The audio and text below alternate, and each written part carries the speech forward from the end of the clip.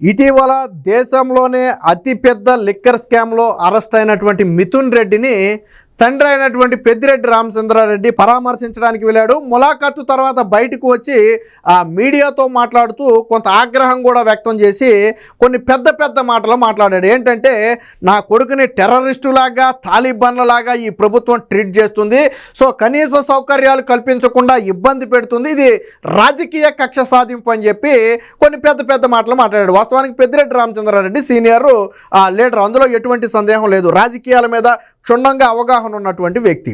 అయితే ఏ తండ్రికైనా కొడుకు అరెస్ట్ అయితే బాధ ఉండదని నేను అంట్లా, ఎవరికైనా బాధ ఉండదు. వాళ్ళు అవినీతి చేశారా చేయలేదా, తప్పు చేశారా లేదు ఇవన్నీ పక్కన పెట్టి కన్న కొడుకు అరెస్ట్ అయితే ఎవరికైనా బాధగానే ఉంటుంది. అయితే గతంలో చంద్రబాబు గారిని ఇబ్బంది పెట్టిన ఘటనను పెద్దిరెడ్డి రామచంద్రారెడ్డి మర్చివాడు. ఇప్పుడు సోషల్ మీడియాలో ఇదే వైరల్గా మారింది. ఏమయ్యా పెద్దిరెడ్డి రామచంద్రారెడ్డి, నువ్వు ఇప్పుడు పెద్ద మాటలు మాట్లాడుతున్నావు కదా, తాలిబాన్ టెర్రరిస్ట్ అని. మరి 14 సంవత్సరాలు అప్పటికే ముఖ్యమంత్రిగా సేవలు అందించి దాదాపు 40 ఏళ్ల రాజకీయ అనుభవం ఉన్నటువంటి చంద్రబాబు గారిని ఇప్పుడు నీ కొడుకు ఉన్నటువంటి స్నేహ బ్యారక్లోనే పెట్టి అన్ని రోజుల పాటు వేధించారే. 7-10 వయసు ఉంది అప్పుడు. మరి ఆ రోజు ఏ రోజు కూడా ఈ సానుభూతి ఎందుకు రాలేదని చెప్పి ఇప్పుడు నెటిజన్లు ప్రశ్నిస్తున్నారు. వాస్తవమే కదా, ఆ రోజు చంద్రబాబు గారిని చాలా తీవ్రంగా ఇబ్బంది పెట్టారు. ఈరోజు మిథున్ రెడ్డికి మొదటి రోజు నుంచే సౌకర్యాలు వచ్చాయి, కోర్టు అనుమతితో మొదటి రోజు నుంచే సౌకర్యాలు వచ్చాయి. బట్ ఆ రోజు చంద్రబాబు గారు అరెస్ట్ అయిన కొన్ని రోజుల తరువాత తప్పని పరిస్థితుల్లో మళ్ళీ వాళ్ళు వాదించి కొన్ని సౌకర్యాలు తీసుకున్నారు. ఆ రోజు చంద్రబాబు గారి పరిస్థితి ఏంటంటే, కేవలం అందులో ఒక చైర్ మాత్రమే పెట్టారు. కనీసం ఇండియన్ టాయిలెట్ అంటే మన కాళ్ళ మీద కూర్చునేది, సో దాన్ని మాత్రమే పెట్టారు. బాత్రూంలో ఒక చిన్న బకెట్ పెట్టారు, మగ్గు కూడా పెట్టాల. అంటే నువ్వు స్నానం చేయాలన్నా ఏం చేయాలన్నా ఆ బకెట్తోనే నువ్వు నీళ్లు వాడుకోవాలి. అలాగే తినడానికి ఆ ఎత్తు లేక కంచం లేక ఆయన కింద కూర్చుని తినాల్సిన పరిస్థితి, లేదా చైర్లో కూర్చుని తినడానికి చేతిలో పెట్టుకుని తినాల్సిన పరిస్థితి. అంత దారుణమైన పరిస్థితులు కల్పించారు. అంతేనా, ఆయనకి బేసిక్గా కొంచెం స్కిన్ ఎలర్జీ ఉంది, మన అందరికీ తెలిసిన విషయమే. సో చల్లటి వాతావరణం చంద్రబాబు గారికి అవసరం. కానీ ఆ రోజు 40 డిగ్రీలు 38 డిగ్రీలు ఉష్ణోగ్రత ఉండటంతో ఒళ్ళంతా దద్దుర్లు వచ్చేసింది. దద్దుర్లో చేస్తే తరువాత మళ్ళీ ఎమర్జెన్సీగా మళ్ళీ కోర్టులో వాదించి కొంచెం ఏదో టవర్ ఏసీ లాంటిది ఒకటి తీసుకున్నారు. ఆ రోజు విమర్శలే. చంద్రబాబు నాయుడు ఏమన్నా ఇంట్లో బెడ్రూమ్ అనుకున్నాడా సకల సౌకర్యాలు కల్పించడానికి అని చెప్పి ఆ రోజులు విమర్శలే. అలాగే జైల్లో ఉన్నటువంటి ఒక ఖైదీకి డెంగ్యూ వ్యాధి వచ్చిందని తెలిసి ఆసుపత్రిలో జాయిన్ చేశారు. అదే బ్యారక్లో ఉన్నటువంటి చంద్రబాబు గారి భద్రత మీద ఆందోళన వ్యక్తం చేస్తే దాన్ని కొట్టిపడేశారు. వస్తే ఏమైంది అన్నట్టుగా వైసీపీ నేతలు మాట్లాడారు. అంతేనా, పైగా అంటే వైసీపీ నీచ రాజకీయం చూడండి. మరి ఇప్పుడు ఆడితో పోలిస్తే మిథున్ రెడ్డికి మంచి చేశారా చెడు చేశారా అనేది చూద్దాం ఒకసారి. ఆ రోజు చంద్రబాబు గారికి కంటికి శస్త్రచికిత్స అవసరం అని చెప్పి ఒక రిపోర్ట్ బయటకు వచ్చింది. వెంటనే పాపం అధిష్టానం ఆగ్రహం వ్యక్తం చేసి ఉంటుంది.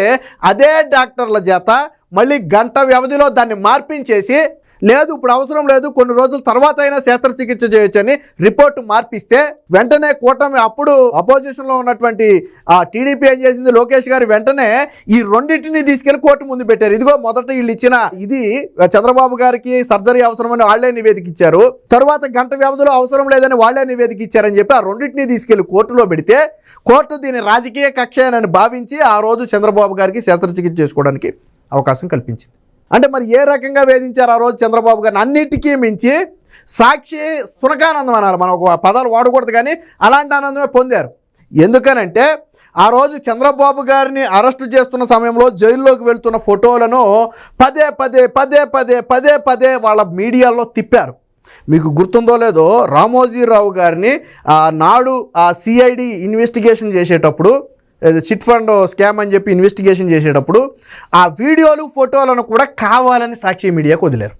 అంటే వీటిని బయటకు వదిలి వాళ్ళ సోషల్ మీడియా కార్యకర్తల చేత ట్రోల్ చేయించటం, వాళ్ళని నమ్ముకున్న వాళ్ళని, కుటుంబాలని, కార్యకర్తలని, అభిమానుల్ని మానసిక క్షోభకు గురి చేయటం. మరి ఈరోజు ఎక్కడా కూడా మిథున్ రెడ్డి జైలుకి వెళ్ళిన వీడియోలు ఎక్కడా బయటికి రాలేదు, మిథున్ రెడ్డిని ఇబ్బంది పెడుతున్నట్టు ఎక్కడా బయటికి రాలేదు. కోర్టు ఏ సౌకర్యాలు అయితే కల్పించమందో ఆ సౌకర్యాలు డే 1 డే 2 నుంచే కల్పించడం జరిగింది ఆయనకి. పైగా చంద్రబాబు గారు ఆ రోజు 74-75 సంవత్సరాల వయసులో ఉన్నారు. మరి మిథున్ రెడ్డి ఆయనతో పోలిస్తే యంగే కదా.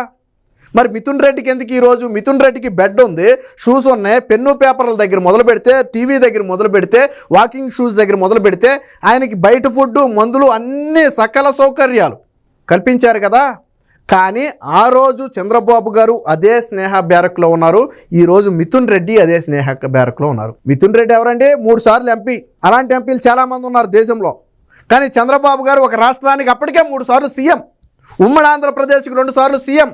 అలాంటి వ్యక్తిని ఇబ్బంది పెట్టారు. మరి ఇప్పుడు చెప్పు, మరి పెద్దిరెడ్డి రామచంద్రారెడ్డి మాట్లాడాడు కదా, మరి అప్పుడు గురించి మరి ఎందుకు చంద్రబాబు గారి గురించి ఆ రోజు మాట్లాడలేదు పెద్దిరెడ్డి ఆ రోజు కూడా ఖండించాలి కదా. చంద్రబాబు నాయుడు మనం జైల్లో పెట్టాలి, హింసించడం కరెక్ట్ కాదు, ఆయన కనీసం సౌకర్యాలు కల్పించాలి, కేసు సంగతి కోర్టు చూసుకుంటుంది అని చెప్పాలి కదా. ఈరోజు కన్న కొడుకు మీద ప్రేమ పుట్టుకొచ్చింది. సో దీనికి సంబంధించిన వార్త వచ్చింది, ఒకసారి చూద్దాం. సో అప్పుడు అలా ఇప్పుడు ఇలా, నాడు చంద్రబాబుని హింసించారు, ఇప్పుడు మిథున్ రెడ్డి కోసం కన్నీళ్లు. బాబు కష్టాలకు స్నేహ బ్లాక్ మౌన సాక్ష్యం. ఇదే బ్లాక్లో ఇప్పుడు ఎంపీ మిథున్ రెడ్డి. బాబు జైలులోకి వెళుతున్న దృశ్యాలు జగన్ మీడియాలో పదే ప్రచారం పైశాచికం. రోజుల పాటు గదిలో ఒక కుర్చీ మాత్రమే, ఒళ్లంతా దద్దుర్లు వచ్చిన చికిత్సలో నిర్లక్ష్యం. ములాఖతుకు జైలు అధికారుల మెలికలు, కంటికి శస్త్రచికిత్సపై నివేదికల మార్పు. మిథున్ రెడ్డికి అన్ని సౌకర్యాలు, తాలిబాన్లు టెర్రరిస్టులు అంటూ అప్పుడు గుర్తులేదా? పెద్దిరెడ్డికి నెటిజన్లు టీడీపీ శ్రేణుల కామెంట్ అని చెప్పి ఒక వార్త వచ్చింది. ఇది వివరంగా చూద్దాం ఒకసారి. మీకు గుర్తుందో లేదో ఈ ఫోటోను సాక్షిలో కావాలని, పైగా చంద్రబాబు గారు ఉన్నటువంటి ఈ జైల్లో డ్రోన్లు కూడా ఎగరవేశారు. దాన్ని అప్పుడు పోలీసులు పట్టుకుని తర్వాత వచ్చిన వ్యక్తి ఎవడో, ఎగరేసిన వ్యక్తి ఎవడో కూడా కనీసం మీడియాకు కూడా చెప్పలా. ఎవరో తెలియక ఎగరేసాడు, ఆ వ్యక్తిని వార్న్ చేసి వదిలేసామని చెప్పారు తప్ప అది కూడా జైలు. ఆ రోజు చంద్రబాబు గారి భద్రత మీద అన్ని అనుమానాలు ఉంటాయి. బట్ ఈరోజు మిథున్ రెడ్డికి ఏదన్నా జరుగుద్దని కానీ, మిథున్ రెడ్డికి సౌకర్యాలు లేవని కానీ, మిథున్ రెడ్డికి థ్రెట్ ఉందని కానీ ఏదీ లేదు కదా. సో చూడండి, ఇది చంద్రబాబు గారిది. తమ దాకా వస్తే గానీ వైసీపీ పెద్దలకు తత్వం బోధపడలేదు. నాడు టీడీపీ అధినేత చంద్రబాబును రాజమండ్రిలో జైలులో ఉంచిన స్నేహ బ్లాక్కే నేడు వేల కోట్ల మద్యం కుంభకోణం కేసులో వైసీపీ ఎంపీ మిథున్ రెడ్డి చేరుకున్నారు. ఏ సౌకర్యం ఇవ్వకుండా ఆనాడు చంద్రబాబును రోజులు తరబడి నరకయాతనకు గురి చేశారు. కానీ మిథున్ రెడ్డికి తొలి రోజు నుంచే జైలులో అన్ని సౌకర్యాలు లభించాయి. అయినా చంద్రబాబు ప్రభుత్వంపై మిథున్ రెడ్డి తండ్రి వైసీపీ ఎమ్మెల్యే పెద్దిరెడ్డి రామచంద్రారెడ్డి ఆవేశపడిపోయారు. బుధవారం జైల్లో తన కొడుకుని కలిసి వచ్చిన తర్వాత మీడియాతో మాట్లాడుతూ వైసీపీ నేతల పట్ల ప్రభుత్వం తాలిబాన్లు టెర్రరిస్టుల మాదిరిగా వ్యవహరిస్తుందని చెప్పి చెప్పడం జరిగింది. మరి 14 ఏళ్ల పాటు సేవలందించి సుదీర్ఘ రాజకీయ అనుభవం ఉన్నటువంటి 75 ఏళ్ల వయసున్న చంద్రబాబు గారిని ఆ రోజు జైల్లో ఏ విధంగా వ్యవహరించారు మీకు గుర్తుందో లేదో ఇక్కడ చూడండి. పోలీసు వ్యాన్లో మెడబెట్టి గంటండి అని చెప్పి నాడు ఐపీఎస్ అధికారి, ఇంటెలిజెన్స్ చీఫ్గా ఉన్నటువంటి పిఎస్ఆర్ ఆంజనేయులు అనేవాడంట. చంద్రబాబు సాధారణంగా ఏంటంటే పోలీసులు వీళ్ళ పట్ల, పెద్ద నాయకుల పట్ల అంత క్రూరంగా ప్రవర్తించలేరు, వాళ్ళకి కొద్దిగా భయం ఉంటుంది. కానీ చంద్రబాబు గారిని అనేవాళ్ళంట లాగండి, తొయ్యండి, మెడబెట్టి గంటండి అని నాడు ఇంటెలిజెన్స్ చీఫ్గా ఉన్నటువంటి పిఎస్ఆర్ ఆంజనేయులు మాట్లాడేవాడంట. అది రాజకీయ కక్ష. ఈరోజు నీ కొడుకు మీద ఎవరో చేయి చేసుకోలేదు, నీ కొడుకు మీద ఎవరో ఇలాగా దుర్మార్గంగా వ్యవహరించలేదు కదా పెద్దిరెడ్డి.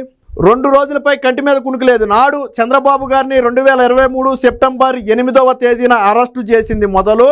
తరువాత దాదాపుగా కోర్టు వాదనలు ముగిసి ఆయన్ని జైలుకి తీసుకెళ్ళడానికి మర్నాడు అర్ధరాత్రి 1:30 అయింది. అంటే దాదాపుగా 2 రోజుల పాటు ఆయన ఆ వయసులో, అంత పెద్ద వయసులో ఉన్నటువంటి చంద్రబాబు గారిని కంటి మీద కునుకు లేకుండా రోడ్డు మార్గాన తిప్పి గంటల తరబడి కోర్టులో కూర్చోబెట్టి మళ్ళీ అక్కడి నుంచి జైలుకి మొత్తం రోడ్డు మార్గాన్ని తీసుకువెళ్ళి అంత దారుణంగా చంద్రబాబు గారిని వేధించారు. మరి ఈరోజు నీ కొడుకు అలాంటి వేధింపులు ఏమీ లేవే పెద్దిరెడ్డి.